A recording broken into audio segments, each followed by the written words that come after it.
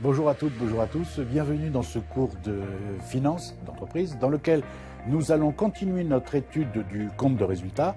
Alors, je vous rappelle que dans les cours précédents, nous avons travaillé notamment sur les soldes intermédiaires de gestion, le retraitement des soldes intermédiaires de gestion selon le plan comptable général. Et aujourd'hui, nous allons continuer avec la capacité d'autofinancement, donc la CAF en abrégé. Donc, on va d'abord définir le concept, comme d'habitude, et ensuite, on va rentrer dans les détails pour savoir comment on la calcule.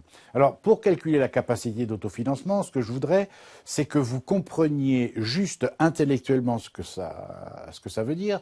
Et si vous comprenez, et si j'arrive à vous transmettre cette compréhension, vous verrez qu'il n'y a pas besoin de calculer par cœur, d'apprendre par cœur comment calculer la capacité d'autofinancement. Si on comprend ce que ça veut dire intellectuellement, vous ne vous tromperez pas pour la calculer. Vous comprendrez également pourquoi, pour calculer la capacité d'autofinancement, il existe techniquement deux possibilités. D'accord ? Donc, on va voir ça dans quelques instants. Mais d'abord, la capacité d'autofinancement, sa définition, qu'est-ce que ça veut dire ? Eh bien, c'est très simple. D'une façon simple, je peux vous dire que la CAF, la capacité d'autofinancement, représente la trésorerie, en supposant qu'on part de zéro, par exemple le 1er janvier d'un exercice. Donc, la CAF représente la trésorerie dont disposerait l'entreprise à la fin de l'exercice grâce à son exploitation, laquelle exploitation prise au sens large et pas au sens restrictif comme pour le calcul de l'EBE,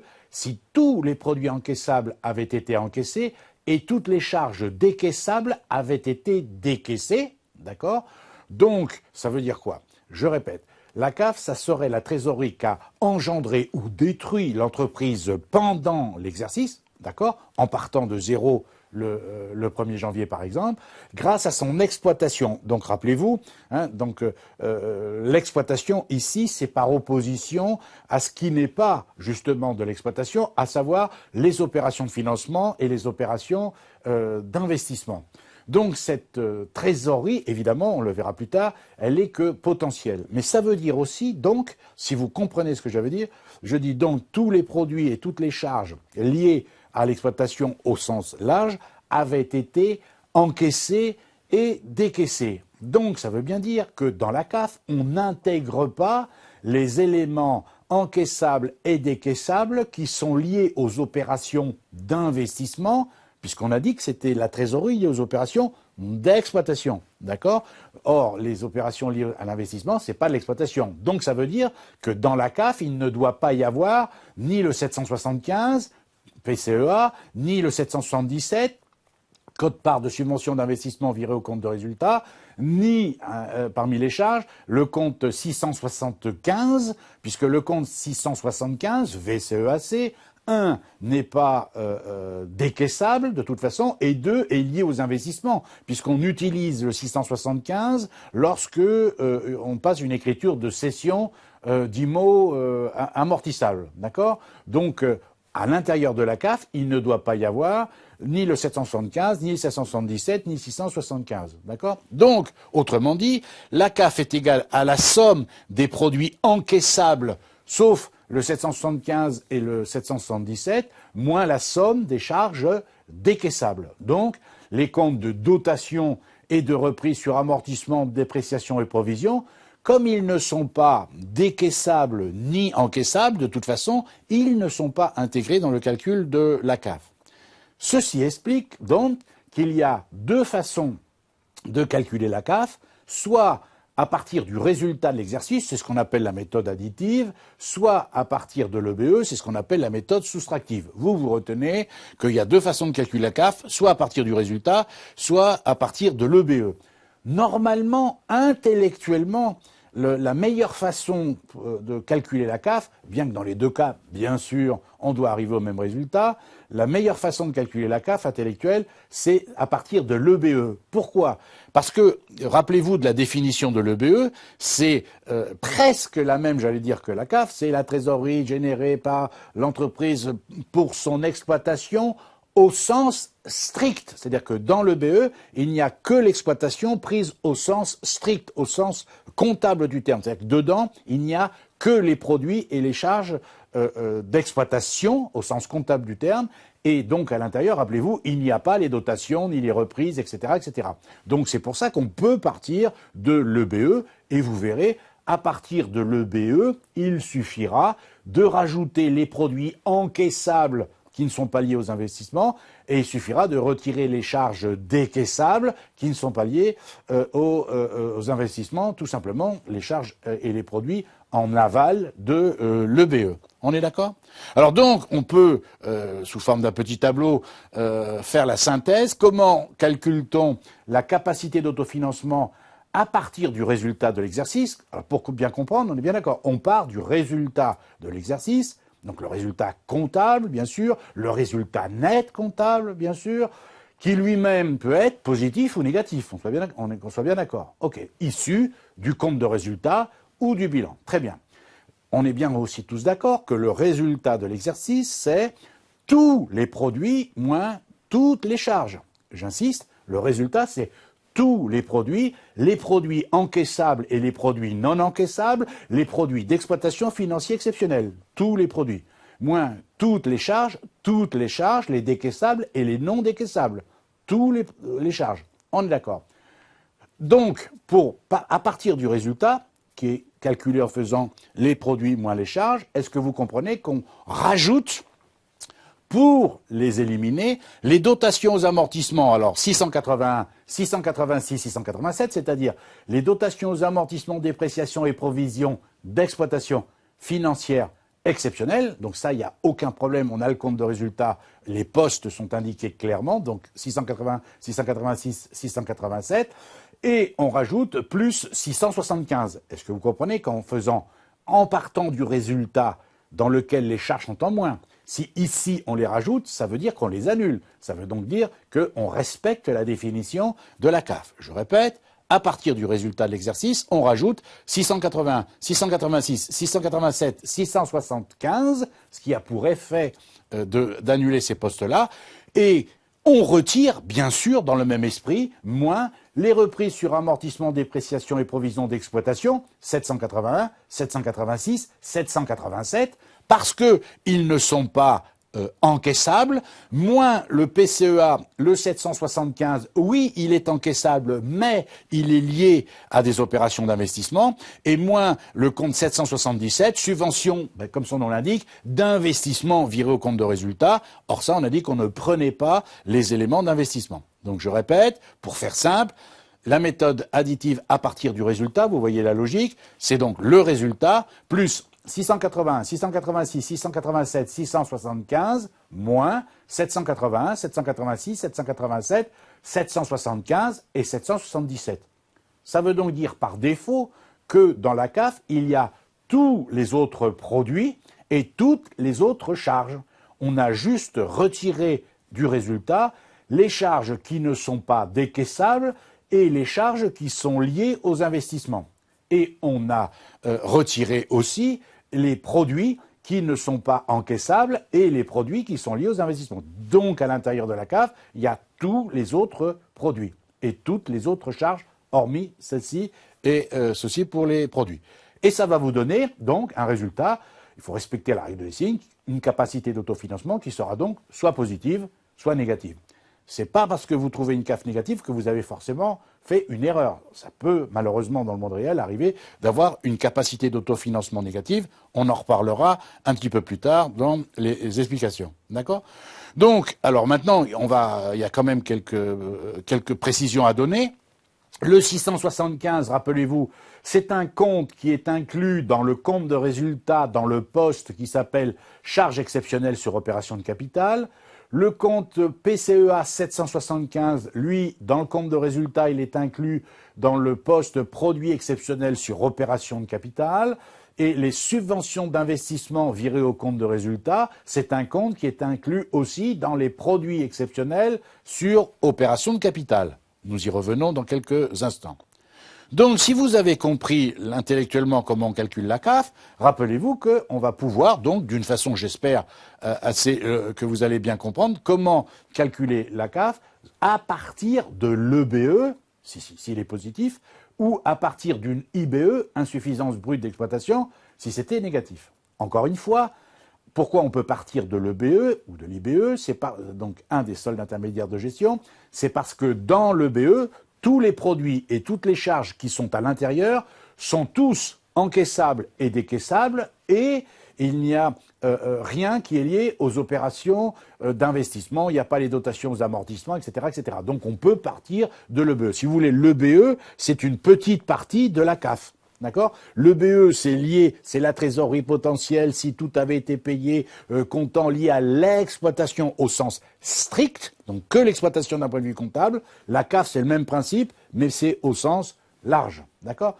Donc, à partir de l'EBE, il n'y a qu'à rajouter les produits encaissables et qui ne sont pas liés aux investissements, et ensuite à retirer les charges décaissables et qui ne sont pas liées aux investissements et qui ne sont pas à l'intérieur de l'EBE déjà. Donc, ça veut dire qu'à partir de l'EBE, on est bien d'accord, hein, ce sont les comptes 70, 71, 72, 74, donc les ventes, la production, la variation de stock, la production immobilisée, les subventions d'exploitation, d'accord, moins 60, 61, 62, 63, 64, c'est-à-dire moins les achats, moins les charges externes, moins les autres charges externes, moins les impôts, taxes et versements assimilés, et moins les charges de personnel. Ça, c'est le BE.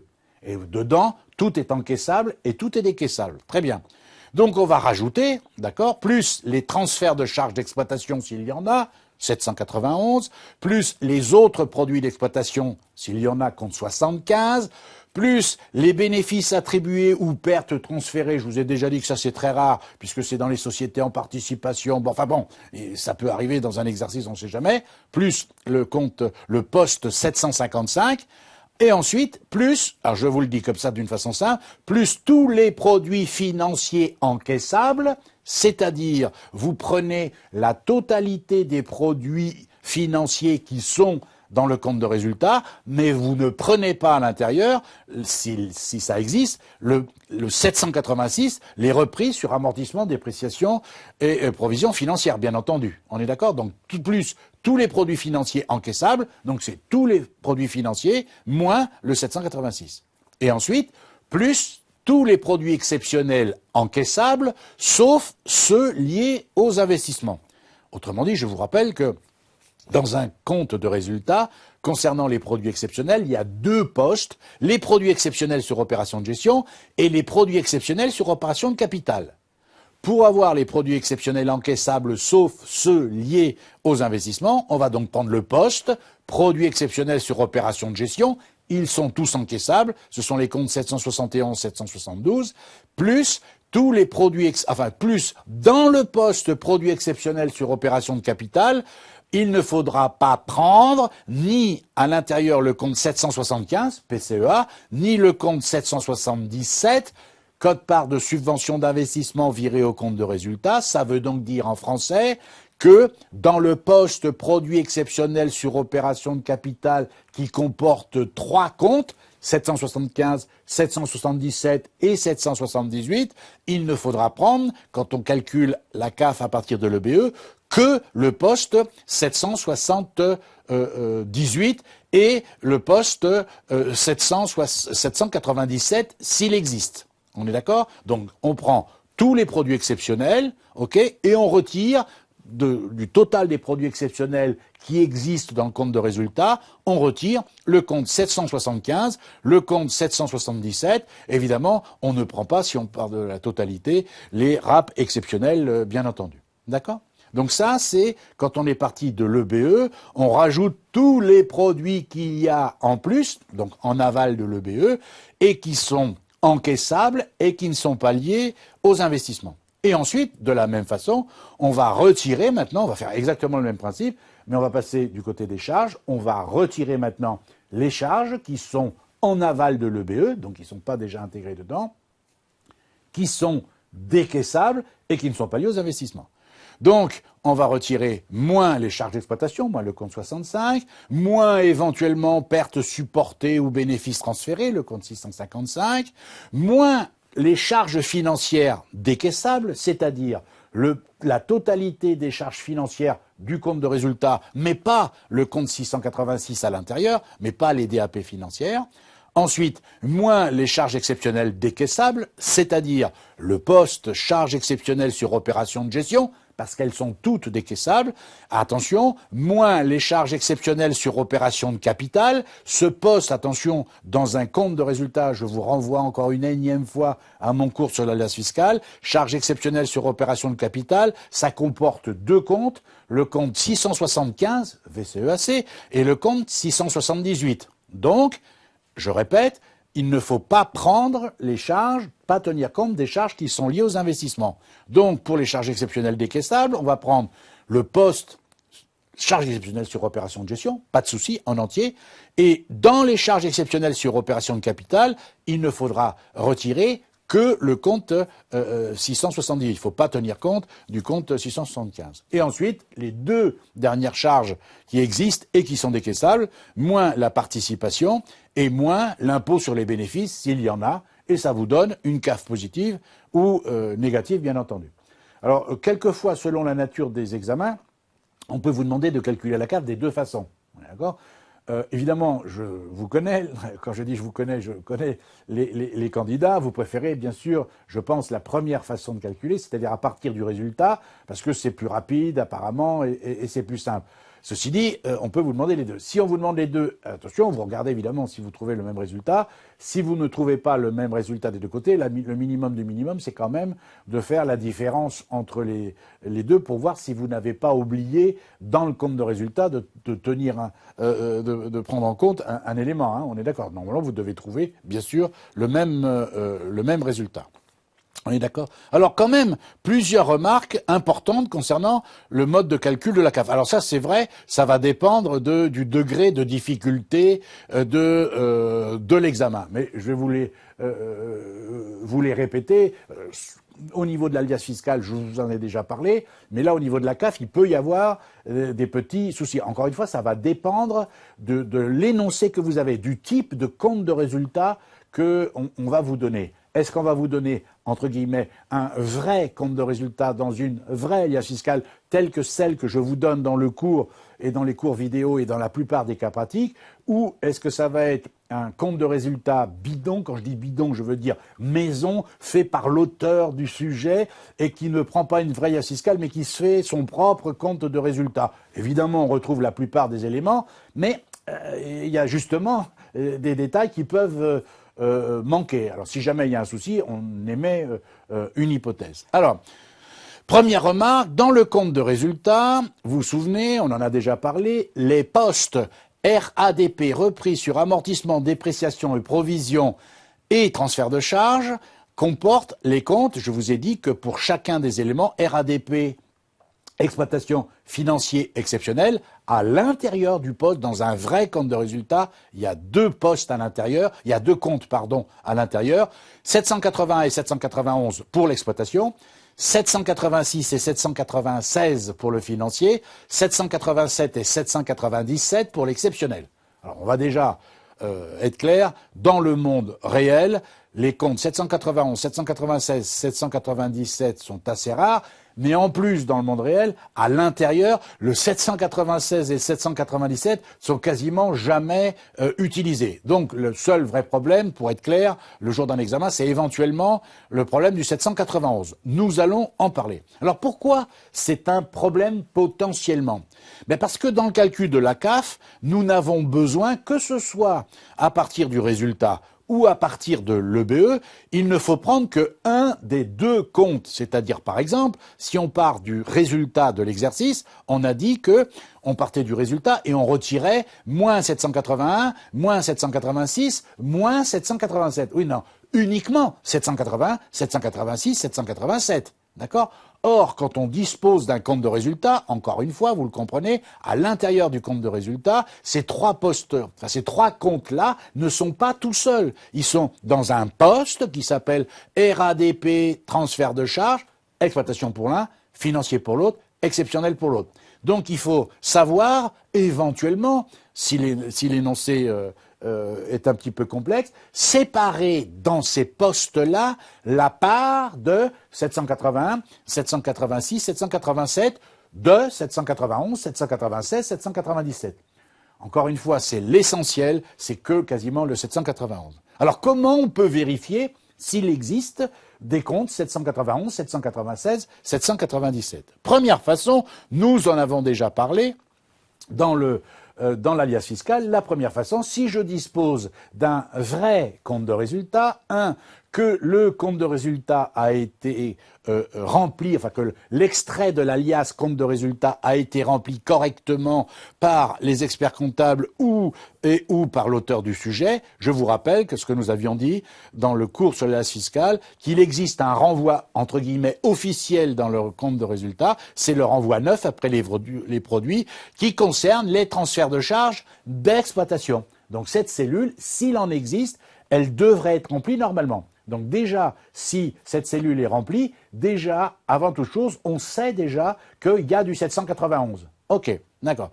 Deuxième façon, dans la 2056, concernant donc les dépréciations et les provisions, sous le total général, dans une vraie alias fiscale qui a été remplie correctement par l'expert comptable et ou par l'auteur du sujet, d'accord, du ministère de l'Enseignement supérieur et de la Recherche, si ça a été rempli correctement, en dessous, donc dans la 2056, tout en bas, après avoir fait le total général des provisions pour réglementer, puis après des provisions pour risques et charges, et puis après des dépréciations, d'accord? Il y a un total général, très bien, mais en dessous, il y a 3 cellules, normalement, qui devraient être remplies et qui vous disent quelle est, pour les dotations et pour les reprises, celles qui sont liées à, le montant qui est lié à l'exploitation, le montant qui est lié au financier, le montant qui est lié à l'exceptionnel.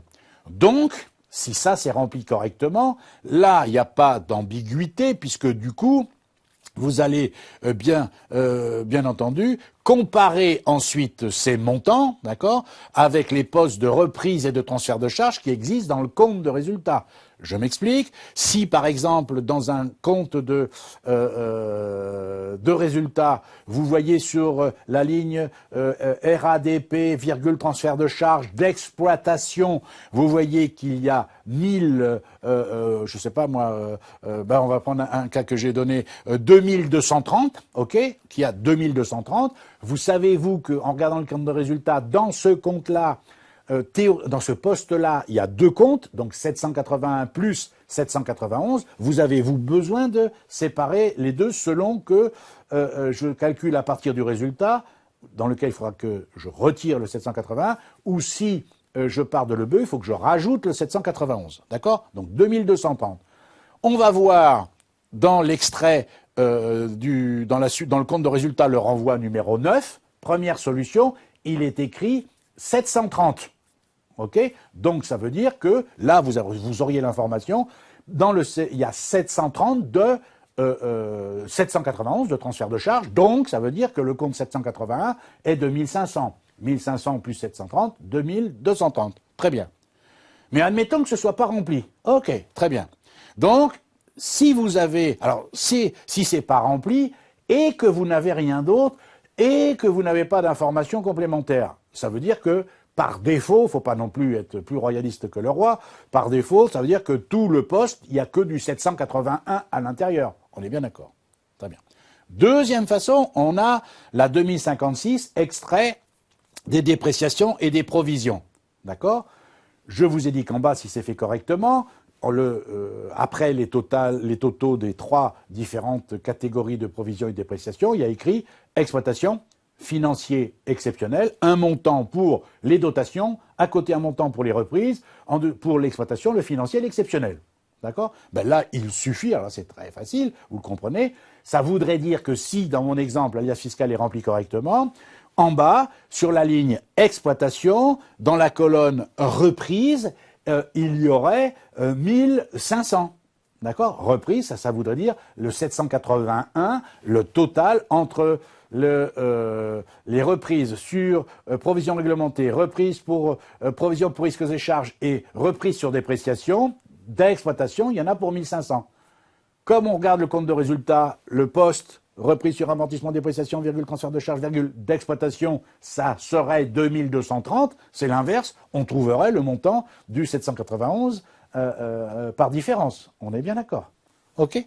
Et troisième façon de savoir s'il y a du 791, si on dispose de la 2055 qui concerne les amortissements, je vous rappelle qu'il y a plusieurs cadres, le cadre A, qui donne les dotations aux amortissements qui ont été faits, le cadre B, alors le cadre A, les dotations et les reprises d'amortissement, enfin les augmentations et les diminutions d'amortissement qui ont été faits, le cadre B qui nous donne la part des amortissements éventuellement dérogatoires, exceptionnels, etc. Ok, c'est pas ce qui m'intéresse. C'est le cadre C en bas. Il existe un montant sur la ligne, hein, les comptes de régularisation, tout en bas, le cadre C. Il y a deux lignes. Une ligne frais d'émission d'emprunt à étaler. Et en dessous, les primes de remboursement des obligations. Là, c'est de la compta gênée, hein, ce que je vous dis là. C'est sur la ligne frais d'émission d'emprunt à étaler. Si dans la cellule augmentation, il y a un montant, ce montant-là, par définition, d'un point de vue comptable, il s'agit du compte 791, puisqu'il s'agit du montant des éventuels frais d'émission d'emprunt qui ont été transférés au cours de l'exercice suite à l'écriture 481 à 791. Donc vous voyez, vous l'avez à ce moment-là, ici, vous savez avec certitude le montant du 791. D'accord? Alors, comme je vous dis, selon la difficulté de l'examen, soit il n'y a pas du tout 791, donc on n'en parle pas, soit il y a ces différentes possibilités. On est d'accord? S'il n'y a rien, n'en inventez pas. Hein, c'est pas peine de se faire mal pour se faire mal. Ça a peu d'intérêt. D'accord? Surtout le jour de l'examen. Mais par contre, soyez conscients que ça peut arriver. Alors quand même, à titre de rappel, je vais vous rappeler quand même quand est-ce qu'on utilise les différents cas d'utilisation du compte 791 transfert de charge. Encore une fois, ne vous embêtez pas avec les 787, 797, vous n'en aurez pas. C'est tellement rare que vous n'en aurez pas. Par contre, le 791, ça peut arriver. Alors, en comptabilité, donc, le compte 791 transfert de charge d'exploitation peut être utilisé pour 4 raisons différentes. Première raison, comme je venais de vous le dire, transfert de charge en charge à répartir pour les frais d'émission d'emprunt à étaler. Donc ça, c'est lorsqu'une entreprise émet un emprunt, le plus souvent c'est quand c'est un emprunt obligataire, où il y a des frais importants de mise en place de l'emprunt obligataire. L'entreprise passe par une banque pour s'occuper de tout ça, et la banque lui prend des frais. Soit l'entreprise décide de laisser ses frais au débit du compte 627, hein, frais bancaires, ou alors, comme c'est très important, comme elle en a la possibilité, elle décide de les étaler. Donc là, si elle les étale, il y aura une écriture 481 à 791, donc transfert, charge à répartir le compte 481 à 791, transfert de charge d'exploitation, on est bien d'accord. Ça a pour effet, si vous voulez, entre parenthèses, d'annuler la charge, parce que quand l'entreprise a payé et a enregistré les frais, elle avait bien mis, on fait simple, 627 à 512, on est bien d'accord. Là, vous créditez le compte 791 pour le même montant, ça a pour effet d'annuler. Et ensuite, rappelez-vous, mais là, ça n'a pas d'incidence sur la CAF. Après, il faut amortir ces charges à répartir par l'écriture 681 à 481. Mais nous, le 791, il est lié à cette écriture-là. D'accord? C'est ça, ce montant-là, c'est ce qui est lié à ça qui explique que dans le cadre C de la colonne de la 2055 concernant les amortissements, dans la colonne augmentation, c'est ce chiffre-là que vous avez. D'accord? L'augmentation du compte 481, ça passe par le crédit du 791. Très bien. Deuxième possibilité d'utiliser le 791, c'est lorsqu'il y a un transfert de charge d'exploitation suite à un sinistre sur immobilisation. D'accord? Donc là, c'est lié à l'écriture, 467, donc c'est débiteurs divers, on va dire, à 791, et cette écriture est à passer lorsqu'une entreprise se voit octroyer par son assurance une indemnité suite à un sinistre ayant détérioré, alors partiellement ou totalement, une IMO.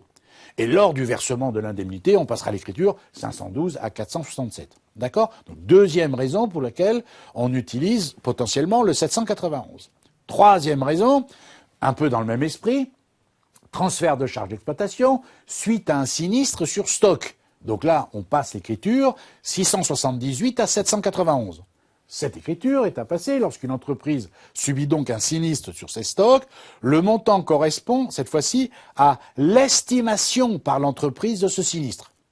Et lors de l'octroi par l'assurance de l'indemnité, on passera l'écriture 467 à 778, et lors du versement de l'indemnité, on passera l'écriture 512 à 467. Donc ça, c'est la troisième raison pour laquelle on utilise le compte 791. Et enfin, dernière raison, c'est les fameux avantages en nature qui peuvent apparaître sur la fiche de paye. Alors, le compte 791, donc, est à passer lorsqu'une entreprise fait bénéficier ses salariés de ce qu'on appelle des avantages en nature. Alors, je vais vous donner un exemple pour que vous compreniez bien le principe, mais ça aussi, c'est de la comptabilité générale. Imaginons un salarié dont le salaire brut, hors avantage en nature, est de 1 900 €. Son employeur paye son loyer mensuel de 800 €. Cet avantage en nature est évalué forfaitairement à 450 € compte tenu du nombre de pièces d'un point de vue fiscal. Donc on se comprend bien, c'est pour une raison diverse ou variée, c'est l'entreprise qui paye le loyer du salarié. Donc ça veut bien dire que, on est bien d'accord, quand je dis l'entreprise qui paye, c'est l'entreprise au départ qui, dans sa comptabilité, enregistre la charge de loyer dans l'intérêt du salarié, on est bien d'accord, et qui l'enregistre et qui la paye. Bon. Cet avantage en nature, le problème, c'est que pour le salarié, puisque c'est un avantage en nature, il doit le déclarer et il va être imposé en partie dessus. Et que dit la loi? Imaginons, alors on ne rentre pas dans les détails, je ne vais pas faire en plus un cours de fiscalité, mais c'est assez complexe, concernant les loyers qui sont payés éventuellement par l'entreprise, ça va dépendre du nombre de pièces, du nombre de personnes qui habitent dans l'appartement, et tout est prévu, évidemment, on est en France, hein, et donc tout est prévu fiscalement, les revenus de la personne, le nombre est-ce que c'est marié, est-ce qu'il y a combien d'enfants, et donc combien de pièces, etc. Imaginons que cet avantage en nature est évalué forfaitairement par les services fiscaux à 450 €. D'accord? Alors, petite remarque tout de même, qu'il n'y ait pas d'ambiguïté.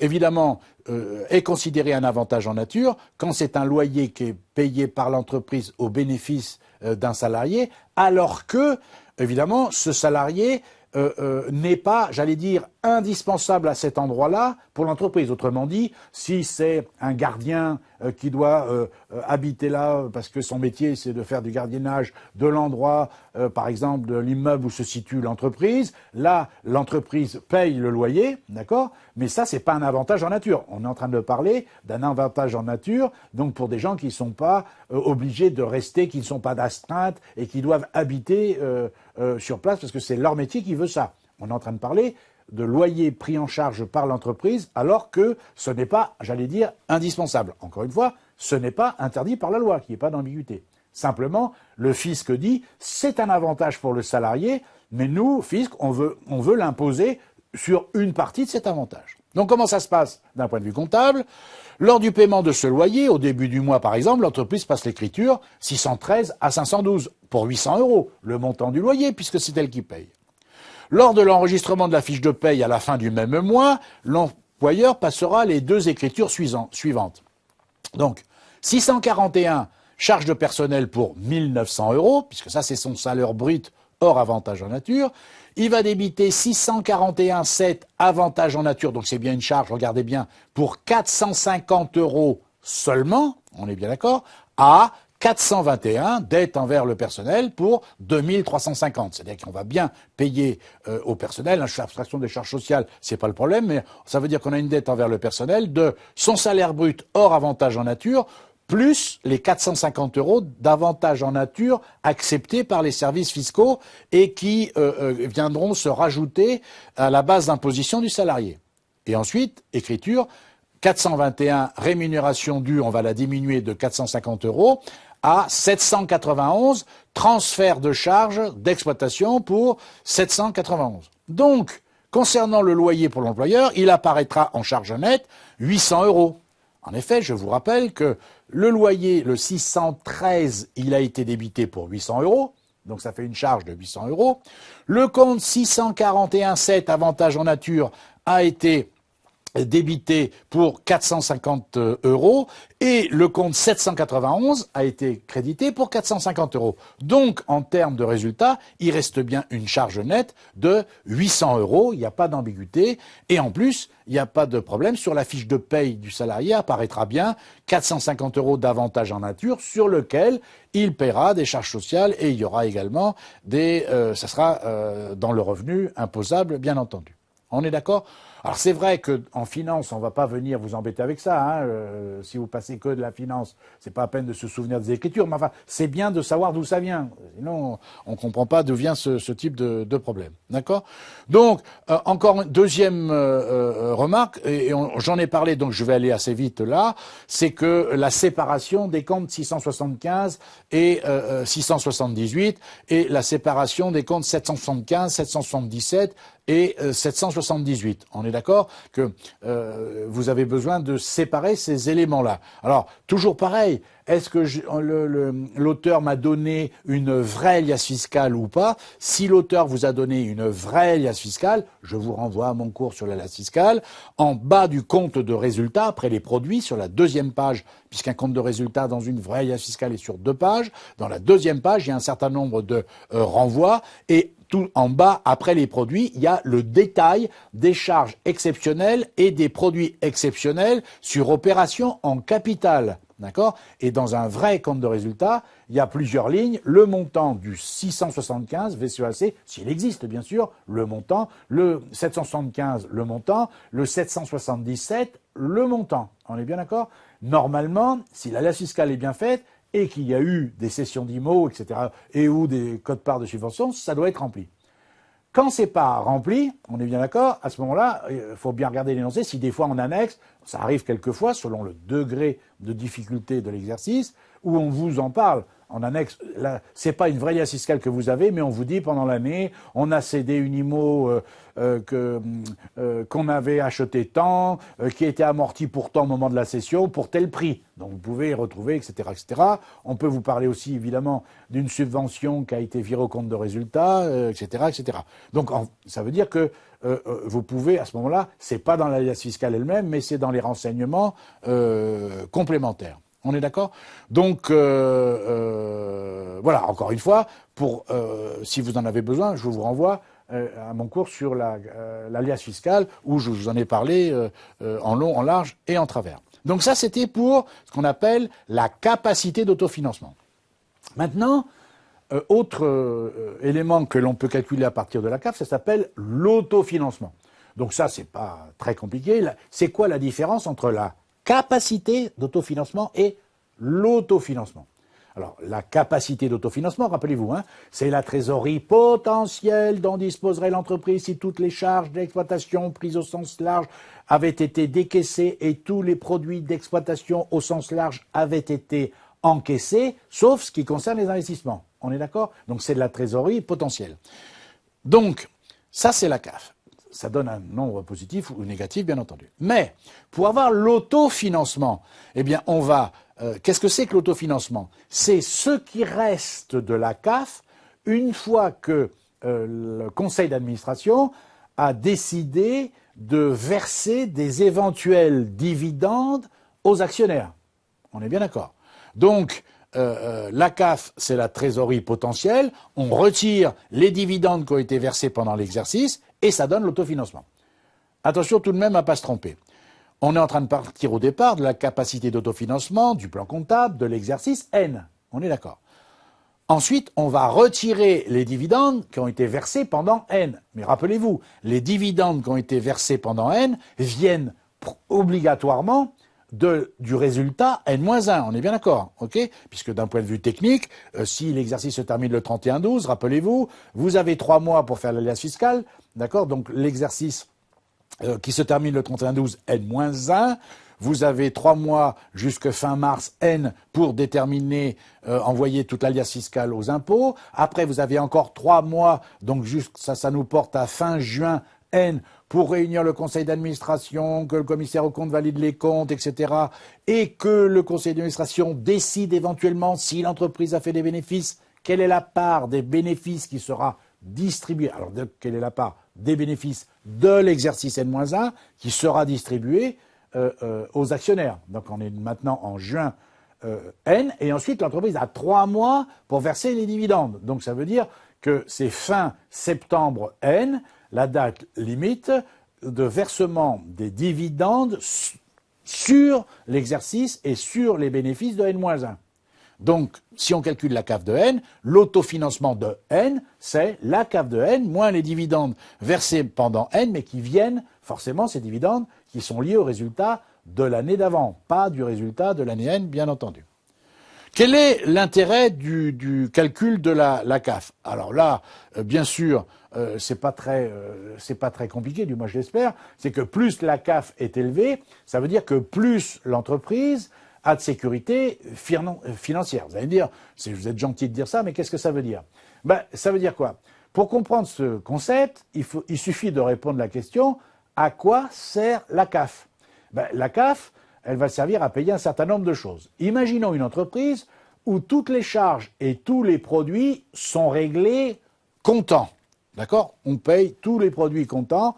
On est payé, de tous nos produits, de toutes nos ventes au comptant, et toutes les charges que nous avons, imaginons qu'on les paye comptant. On est d'accord? Intellectuellement, ça veut dire que la CAF représenterait donc la trésorerie dégagée pendant l'exercice, hors prix de cession des IMO, etc., etc. Donc c'est la trésorerie dégagée par l'exploitation. Très bien. Donc ça veut dire que, en partant de la CAF, tous les produits encaissables ont été encaissés et toutes les charges décaissables ont été décaissées, sauf le prix de cession des IMO. Est-ce qu'on est d'accord? Très bien. Que reste-t-il à payer pour l'entreprise? Parce qu'on pourrait dire, si la CAF est positive, ça y est, on est sauvé. Ah ouais, dommage.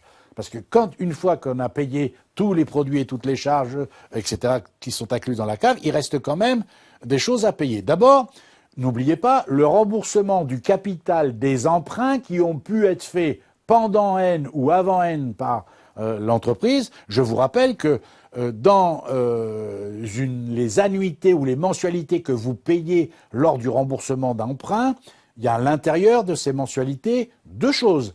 Il y a à la fois le remboursement du capital des emprunts et les intérêts. Alors les intérêts sont inclus dans la CAF, il n'y a pas de problème, puisqu'on a dit que les intérêts 661, c'est une charge décaissable, c'est inclus dans le calcul de la CAF. On en a tenu compte. Par contre, le remboursement du capital des emprunts, rappelez-vous, quand on fait un emprunt, c'est 512 à 16 pour le montant emprunté, et quand on rembourse une partie de l'emprunt, on débite le 16 pour la partie du capital inclus dans la mensualité, on débite le 661, charge d'intérêt, et on crédite la banque, 512. Est-ce qu'on est d'accord sur le principe?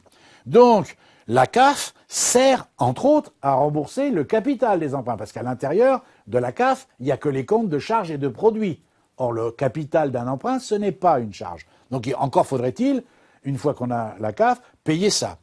Après, la CAF va servir à payer tout ou partie des nouvelles IMO dont l'entreprise aurait besoin pour se développer. Ça permet aussi la capacité d'autofinancement, accessoirement, de distribuer des dividendes. Si la capacité d'autofinancement est négative, c'est plus difficile de distribuer des dividendes. Donc, qu'est-ce que ça veut dire?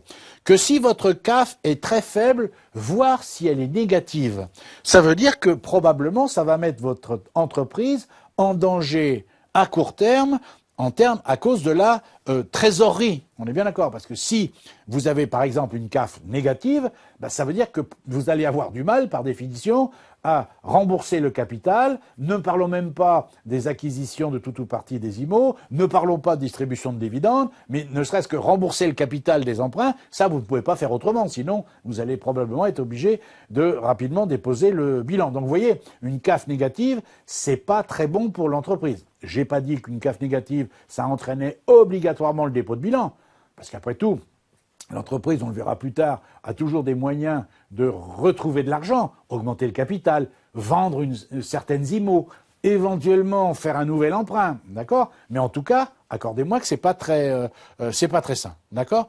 Alors, petite remarque également, ce qu'on appelle la CAF, donc, c'est une ressource interne pour l'entreprise, c'est-à-dire que c'est vraiment une ressource de trésorerie interne de l'entreprise, par opposition aux ressources externes de financement que sont les emprunts nouveaux, les augmentations de capital et éventuellement les subventions reçues. D'accord? La CAF, c'est bien une ressource interne de trésorerie.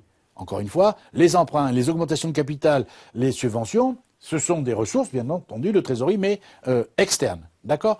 Alors, aussi, il faut bien que vous compreniez que la CAF, j'ai bien dit que c'était, j'ai employé le conditionnel, la trésorerie potentielle dont disposerait l'entreprise, si, etc., etc. Donc, dans le monde réel, la CAF, c'est pas la vraie trésorerie disponible à la fin de l'exercice, sauf dans le cas très très simple dont je vous ai parlé tout à l'heure, où tous les produits encaissables avaient été encaissés et toutes les charges décaissables avaient été décaissées. Dans le monde réel, c'est pas comme ça que ça se passe. Dans le monde réel, le plus souvent, les entreprises accordent à leurs clients des délais de paiement et d'un autre côté, bénéficient de la part de leurs fournisseurs d'un délai de règlement. Eh bien, ce décalage entre je fais une facture et le moment où je suis payé, par rapport au décalage, je reçois une facture et je paye, on le verra dans un prochain cours concernant le bilan, ça engendre ce qu'on appelle un besoin en fonds de roulement, ou dans le cas contraire, éventuellement une ressource en fonds de roulement. Ça veut dire quoi? Ça veut dire que la CAF, c'est la trésorerie potentielle, si tout était payé cash, etc., etc., ici on payait cash. Le problème, c'est que pour avoir la vraie trésorerie, il faut donc retirer de la CAF, ok, le besoin en fonds de roulement lié à ces décalages. On verra ça lorsqu'on étudiera tout ce qui concerne le bilan fonctionnel. Donc ça engendre, dans le monde réel, ces décalages engendrent un besoin en fonds de roulement ou une ressource en fonds de roulement. D'accord? Donc on verra ça, ce problème-là, dans tout ce qui concerne la trésorerie et dans le bilan. Alors, pour terminer le cours sur la CAF, il y a le problème du retraitement de la CAF. Je vous rappelle que dans le cadre des soldes intermédiaires de gestion, je vous ai séparé en plusieurs parties, mais entre autres, la première partie, c'est les SIG dites du plan comptable, c'est-à-dire le traitement purement comptable des soldes intermédiaires de gestion. Et ensuite, je vous ai fait un cours sur le retraitement des soldes intermédiaires de gestion dans le but de les rendre plus économiques que comptables. D'accord? On a vu qu'on retraitait les SIG du crédit bail, qu'on retraitait du personnel extérieur, qu'on retraitait de la participation des salariés éventuellement, et qu'on retraitait éventuellement des subventions d'exploitation reçues en complément du prix de vente. On l'a vu. Donc ce problème-là, évidemment, doit se retrouver logiquement dans la CAF. Sauf que là, c'est très simple, beaucoup plus simple et beaucoup plus rapide que pour les soldes intermédiaires de gestion retraités. Eh bien, là, la différence entre une CAF non retraitée et une CAF retraitée, il y a un seul poste potentiellement, c'est les amortissements inclus dans l'annuité de crédit bail. Pourquoi? Parce que les autres retraitements dont on a parlé, personnel extérieur, participation et éventuellement subvention d'exploitation donnée en complément du prix de vente, ça ne modifie pas la CAF. Donc, pour avoir la CAF retraitée à partir de la CAF non retraitée, c'est très simple. On part CAF non retraitée, dont on vient de parler, plus la part d'amortissement incluse dans l'annuité de crédit bail enregistrée en N. Ça me donne la CAF retraitée. D'accord? Bien sûr, ça, je ne vais pas recommencer à vous expliquer comment, dans une annuité d'amortissement, on sépare la part d'amortissement de la part de frais FI. On en a parlé déjà plusieurs fois, mais vous voyez que c'est très simple. Donc, bien sûr, ça veut dire quoi? Ça veut dire que s'il y a des annuités de crédit bail, ça veut dire que la CAF retraitée, sera donc arithmétiquement toujours supérieure à la CAF non retraitée, tout simplement. D'accord? Donc, voilà ce que je voulais dire concernant la capacité d'autofinancement. Alors, c'est quand même quelque chose d'important parce qu'on va retrouver plus tard dans l'analyse financière très souvent, et même après, pour ceux qui ont ça, leur programme, les plans de financement, etc., etc., on va le choix des investissements, on va retrouver ce problème de la CAF, puisque, encore une fois, en analyse financière, un des éléments fondamentaux qu'on étudie, c'est la trésorerie. Or, la CAF, ça fait partie intégrante des réflexions concernant la trésorerie, puisque c'est une trésorerie potentielle. Donc on va retrouver ce problème, la cave, dans plein de domaines différents dans la suite de l'analyse financière. D'accord ? C'est pour ça que j'insistais là-dessus. Donc je vous remercie de votre attention. On va continuer le cours avec sur l'étude du compte de résultat avec les ratios que l'on peut sortir du compte de résultat et des soldes intermédiaires de gestion et de la capacité d'autofinancement. Merci de votre attention. À bientôt donc pour la suite du cours. Au revoir.